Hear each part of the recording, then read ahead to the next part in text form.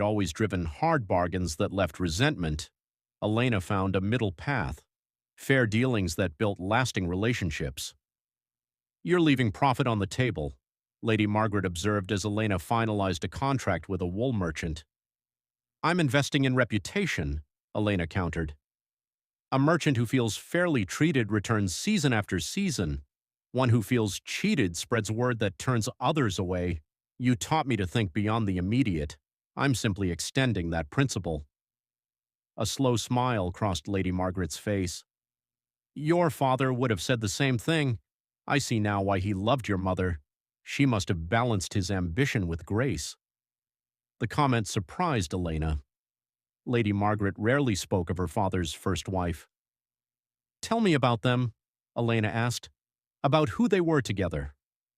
And so, in the evenings after the day's work, Lady Margaret began to share stories. Elena learned that her father had been brilliant but sometimes ruthless in business, until her mother had shown him that strength and kindness weren't opposites. She learned that Lady Margaret had watched this partnership and admired it, even as she'd felt she could never replicate it. "I knew only how to build armor," Lady Margaret admitted, "not how to build this."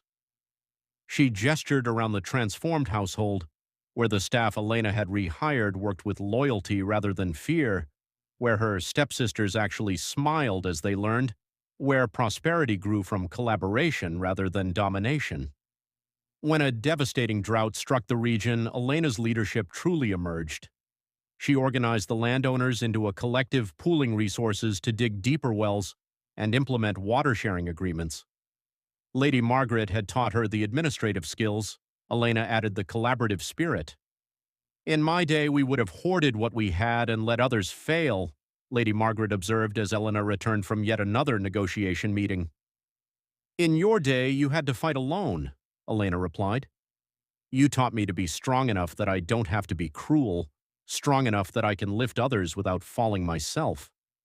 The estate not only survived the drought but emerged as the center of a new regional alliance.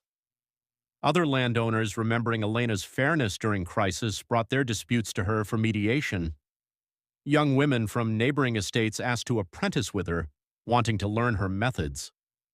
Constance and Beatrice blossomed under Elena's mentorship. Constance discovered a gift for agricultural innovation, experimenting with crop rotation techniques. Beatrice proved brilliant with legal contracts, her attention to detail catching problems even Elena missed.